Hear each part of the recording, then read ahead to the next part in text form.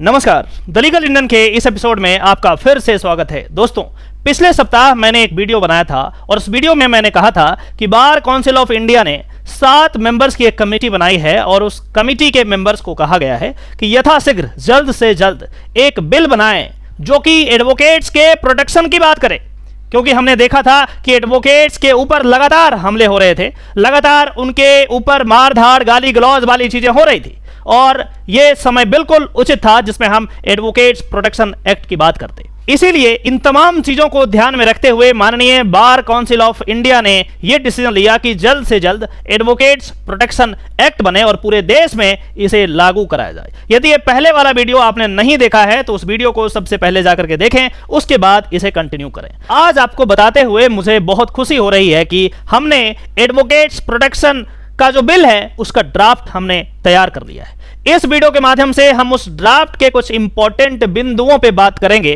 किस तरीके से इस एक्ट में एडवोकेट्स को प्रोटेक्ट करने की बात कही गई है, इसको हम यहाँ पे पॉइंट वाइज समझने का प्रयास करेंगे। एक एक करके कुछ इंपॉर्टेंट पॉइंट्स पे हम आज बात करने वाले हैं।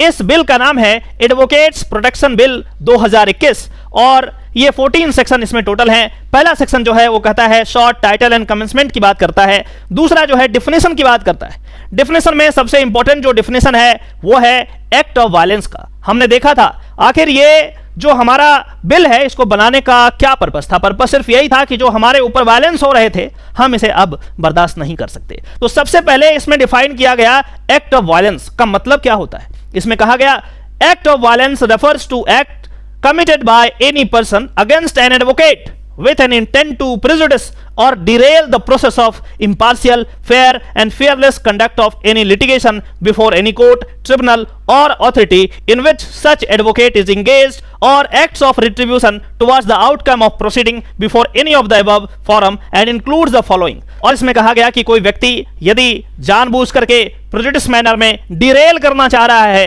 प्रोसेस ऑफ जस्टिस को, तो ये एक्ट ऑफ वायलेंस होगा। और उसमें बहुत सारे और भी नीचे सब पॉइंट्स दिए गए हैं जिसमें कहा गया है कि यदि आप हैरेसमेंट करते हैं, कोर्सन करते हैं, असॉल्ट करते हैं, क्रिमिनल फोर्स यूज करते हैं और थ्रेट इंपैक्टिंग द लिविंग और working condition of such advocates and preventing him from discharging his duties.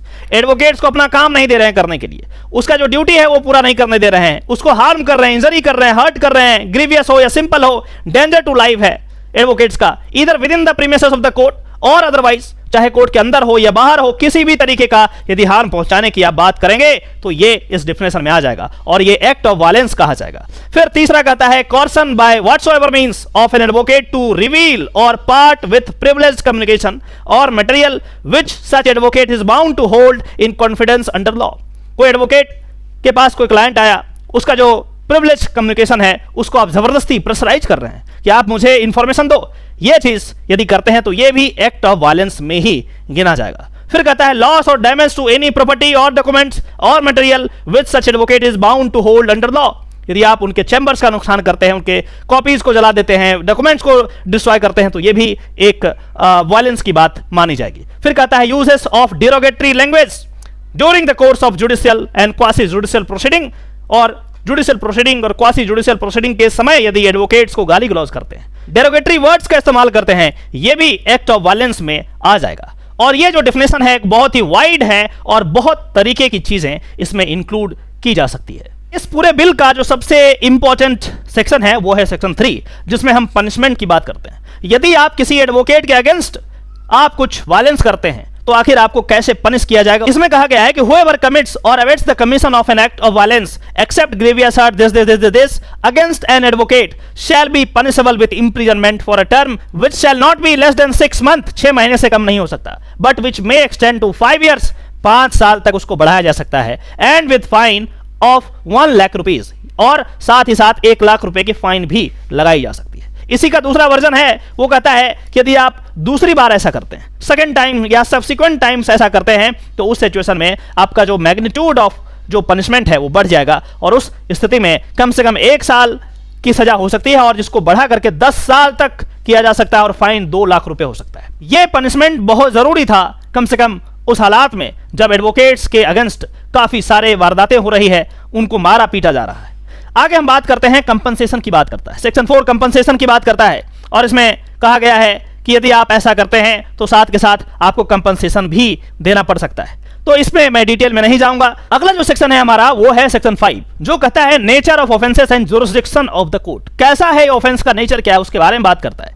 इसमें कहा गया है N offence punishable under section 3 shall B cognizable and non bailable. Cognizable है और बेलेबल नहीं है, पहला ही बात में क्लियर कर दिया। दूसरा कहता है any case registered under section 3 shall be investigated by a police officer not below the rank of superintendent of police. Superintendent of police के नीचे का जो अधिकारी है वो इन्वेस्टिगेट नहीं कर सकता। जब भी हम एडवोकेट के बारे में बात करेंगे, जब भी हम एडवोकेट के अगेंस्ट वाले जो केस है उसमें बात करेंगे, तो कम से कम सुपरिटेंडेंट ऑफ पुलिस रैंक का अधिकारी होना चाहिए। फिर कहता है कि investigation of the case under section 3 shall be completed within a period of 30 days. 30 दिन के अंदर आपको इसे कंप्लीट करना है।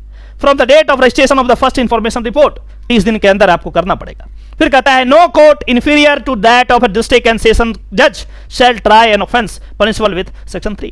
ये जो पनिशमेंट की हम बात कर रहे हैं वो कम से कम आप डिस्ट्रिक्ट एंड सेशन जज का जो कोर्ट है वहीं पे आप इस ऑफेंस को ट्राई कर सकते हैं और वही कंपिटेंट अथॉरिटी होंगे किसी को पनिश करने के लिए। और उनके निचले जो अधिकारी हैं, चाहे वो सीजेएम साहब हों या जेएम साहब हों, वो ऐसा नहीं कर सकते।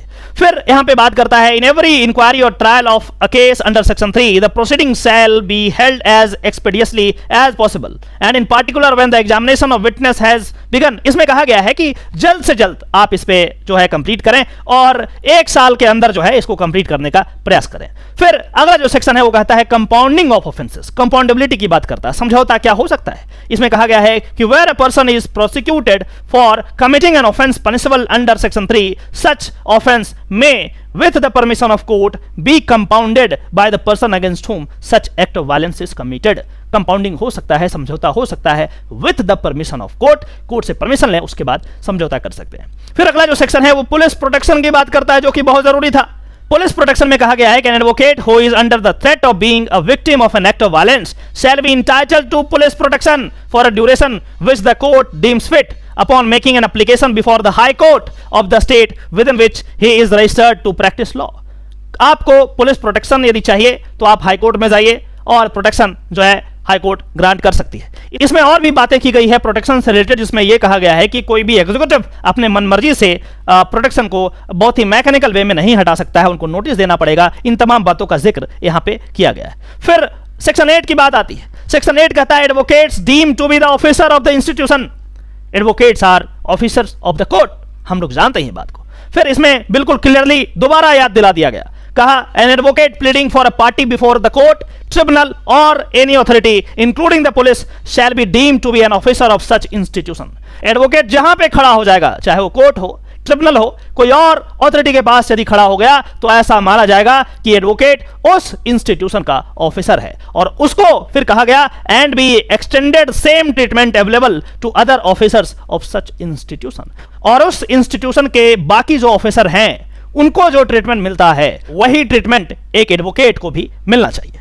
फिर बात हम करते हैं protection of action in due conduct of duties by advocates notwithstanding anything to the contrary in any other law for the time being in force, no suit, prosecution or other legal proceedings shall lie against an advocate for anything which is in good faith done or intended to be done in the due conduct of duties of such advocate in pursuance of the provisions of this act and any rule। यहां पे कहा गया कि good faith में यदि आप कुछ करते हैं अपने ड्यूटीज को परफॉर्म करने के समय तो उसके अगेंस्ट कोई कार्रवाई एडवोकेट पे नहीं की जा सकती है। फिर यहां पे बात करता है मैलिशियस प्रोसिक्यूशन ऑफ एडवोकेट। कई बार हमने देखा कि एडवोकेट पे जबरदस्ती कुछ ना कुछ एफआईआर कर दिया, जबरदस्ती उनको फंसा दिया गया, जबरदस्ती उनके ऊपर पुलिस कई सारी जो है इन्वेस्टिगेशन स्टार्ट कर दिया। तो उसके लिए यहां पे कहा गया कि वेयर एनी सूट, प्रोसिक्यूशन और other legal proceeding instituted against an advocate by any person is found by the court hearing such proceeding to be vexatious in nature or motivated by malicious intention, यदि कुछ ऐसा है तो compensation देना पड़ेगा। कम से कम 1 लाख का कंपनसेशन आपको देना पड़ेगा।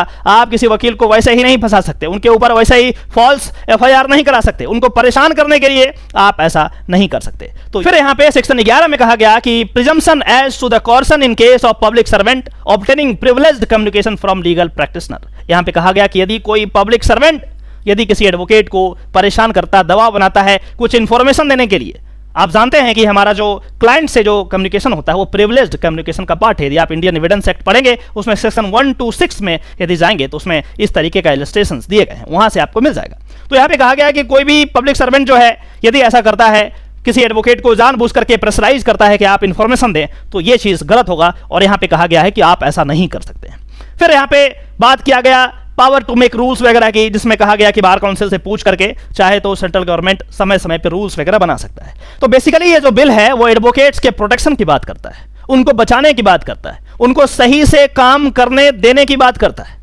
कई ऐसे वारदात हमने देखे हैं जिसमें वकीलों को काफी ज्यादा परेशान किया गया, उनको सही से काम नहीं करने दिया गया। कई जगह हमने देखा कि एडवोकेट्स के चैम्बर पे छापा मारा गया और डॉक्यूमेंट्स ले लिए गए जबरदस्ती। ये चीजें गलत है। यदि ऐसा होता है तो रूल ऑफ लॉ कभी हमारे देश में नहीं हो पाएगा। और कम से कम एडवोकेट्स जो हमेशा एक कनेक्टिंग लिंक है पुलिस और न्यायालय के बीच में, यदि इनको आप प्रोटेक्ट नहीं करेंगे तो किसी भी व्यक्ति को जस्टिस मिलना असंभव हो जाएगा। और यही कारण है कि बार काउंसिल ऑफ इंडिया ने इस चीज को समझा और तमाम एडवोकेट्स के लिए प्रोटेक्शन की बात यहां पे करी गई है। अब यह देखना है कि इस बिल को कितना जल्दी पास किया जाता है माननीय पार्लियामेंट से या स्टेट लेजिस्लेचर से, जैसा उचित समझे। हो सकता है कि इस बिल में और भी अमेंडमेंट्स आए, हो सकता है कि इनमें कुछ और बातों को ऐड किया जाए, हो सकता है कुछ बातों को सब्ट्रैक्ट भी किया जाए। ये फाइनल नहीं है, लेकिन फिर भी जो बेसिक चीजें हैं, जो स्पिरिट है इस बिल का, वो मैंने आपको बताने का प्रयास किया है। अब मैं आपसे एक रिक्वेस्ट करूंगा कि इस वीडियो को वाइडली शेयर करें